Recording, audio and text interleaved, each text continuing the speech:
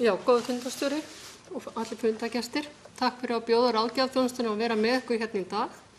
Það er okkur mikill heiður að fá að vera með ykkur. Og ég þakka Þránum fyrir það að benda á okkur. Ég segi við erum bara eins og hina stórverslanir, við þurfum stöðugt að vera að auglýsa okkur og þetta er vettvangur til þess. En ég ætla að fjalla fjölskylduna og það er hægt að fjalla fjölskylduna og blöðruhálskirtilskrabbamein frá mörgum sjónarhornum. Og ég ákvað að taka hérna eina sýn. Nú, hvað er fjölskyldan? Er það þú? Er það ekkillinn en sá fráskildi hver er fjölskyldan hans? Er það þú og makinn? Er það þú og makinn og börnin? Eða eru tengdabörnin líka þarna? Og hundurinn og barnabörnin? Hver einstaklingur verður útskýra það fyrir sjálfum sér og það er mikilvægt að þeir sem eru að meðhöndla sjúklinginn að þeir viti hver er fjölskyldans. Nú, samkvæmt sál- og taugaónæmisfræðinni þá er félagslegur stuðningur streituvörn og hefur áhrif á getu fólks til þess að takast á við lífið. Og þeir sem eru í góðu hjónabandi, þeir eru við betri heilsu en þeir sem eru ekki í hjónabandi. Og áhrif hjónabands á lifun að giftir menn með blöðruhálskirtilskrabbamein, það hefur verið sýnt fram á það að þeir lifa lengur en þeir sem hafa skilið eða eru einir eða eru eklar. Og rannsókn séra Braga Friðrikssonar hefur bent til þess að eklar að þeir hafa sem verri lifun heldur en aðrir karlmenn og þá kemur þarna fram einnig varðandi blöðruhálskirtilskrabbamein. Ég ákvað að skoða aðeins upplifun maka þegar hún tekst á við það að eiginmaðurinn fer í aðgerð á blöðruhálskirtli og að annast maka eftir aðgerð. Hverjir eru þarfir eiginkvennanna? Oftast er það eiginkonan sem að skilgreinir sem nánasta fjölskylda. Undirbúningur á því sem þarf að gera, líkamlegur sem sagt og undirbúningur fyrir álagið. Við vitum það að maki kemur jafnvel heim með þvaglegg og svo framvegis. Eiginmaður og eiginkona þau fara ofta saman í gegnum þessa reynslu sem betur fyrir sína rannsóknir það. En upplifun eiginkonu og eiginmanns er ekki svo sama. Og ég einmitt skoðaði rannsókn á því að það voru teknar 93 spurningar og það var verið að bera saman hvaða spurningar eru mikilvægastar fyrir annars vegar sjúklinginn og hins vegar maka. Það er ekkert sömu spurningarnar og það þýðir ekkert að gefa eiginmanninum upplýsingar, leyfa eiginkonunni að hlusta og halda þá að skilaboðin séu komin til skila til beggja eða sem sagt þarfir fyrir upplýsingar séu komnar til beggja aðila. Nú, hjónin þau horfast í augu við vandamál sem einstaklingar sem sagt, annars vegar, síðan vandamál sem eru sérstök fyrir þau annars vegar sem sjúklingur þá og hins vegar fyrir þann aðila sem er óformlegur umönnunaraðili, en þau eru líka að horfast í augu við vandamál sem hjón. Og það eru vísbendingar það að konur sem umönnunaraðilar að þær verða fyrir meiri sálrænum afleiðingum sem sagt þreytu, áhyggjum, þunglyndi, lystarleysi, svefnleysi en þeir menn sem takast á við umönnunarhlutverk og þá er oft talað eiginmenn sem hafa annast eiginkonu sína sem hafa farið í eða fengið brjóstakrabbamein. Og það hefur líka verið sýnt að makar sjúklings með blöðruhálskirtilskrabbamein þeir upplifa meiri sálarlega vanlíðan og verri lífsgæði heldur en eiginmaðurinn, sá sem er að fá sjúkdóminn. Nú, síðan kemur þetta með upplýsingarnar sem við erum búin að heyra svo greinilega í dag, að vegna stuttrar sjúkrahúslegu að þá er oft lítill tími fyrir upplýsingar til sjúklingsins og fjölskyldunar eða makans. Og það takmarkar síðan möguleika þeirra á að takast á við aukaverkanirnar og tilfinningalega vanlíðan þegar heim kemur. En góðu fréttirnar eru þær að konur sem taka þátt í útskriftarplaninu með sem sagt eiginmannum og lækninum og hjúkrunarfólkinu að þær eru betri í stakk búnar til þess að takast á við umönnunar hlutverki og gera það með jákvæðri hugarfari. Og það hefur sýnt sig að það þörf á eftirfylgni hjá hjónunum þegar þau fara heim til þess að auka líkamlega og sálfélagslega aðlögun bæði sjúklingsins og ekki síst lífsgæði hjónanna. Og það sem eiginmennirnir sögðu þegar það var einhver sem fylgdi þeim eftir að heim kom, að eiginmaðurinn upplifir meira öryggi og það eru betri samskipti milli hjónanna, samskiptin verða oft erfið og eiginkonurnar sögðu að þær væru meiri lífsgæði, þær hefðu meiri trú á eigin getur til þess að styðja eiginmanninn, samskiptin urðu betri, það voru minni neikvæð áhrif af umönnunar hlutverkinu, óöryggið var ekki eins mikið og ekki vonleysi var ekki eins mikið og samanburði við samanburðarhóp sem ekki fékk þennan sérstaka stuðning. Og ráð til aðstandenda, það eru fáir aðstandendur hérna í dag en það ágætt að koma þessu til skila að það mikilvægt að aðstandandi geri sig grein fyrir að það þörf fyrir hann. Það engin ástæða að upplifa að hann sé fyrir og það hefur líka komið hérna fram. Aflaðu þér upplýsinga sjúkdómi svo að þú getur spurt spurninga til dæmis.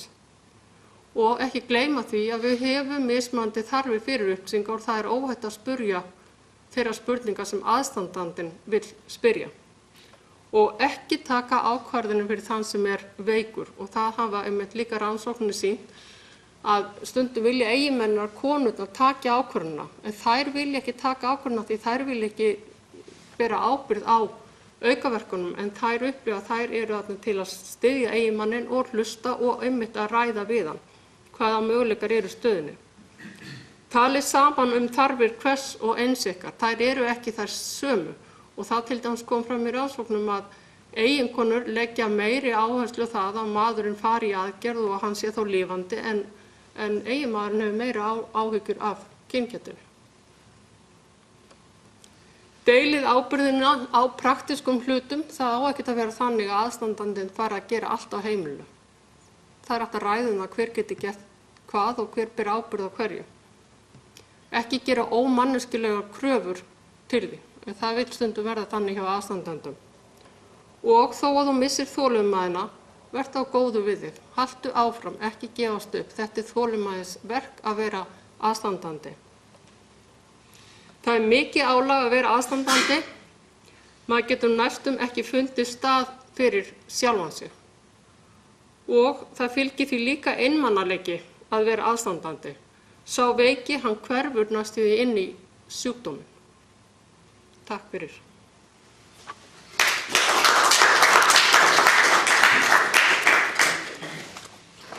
Eru spurningar til Ragnheiðar?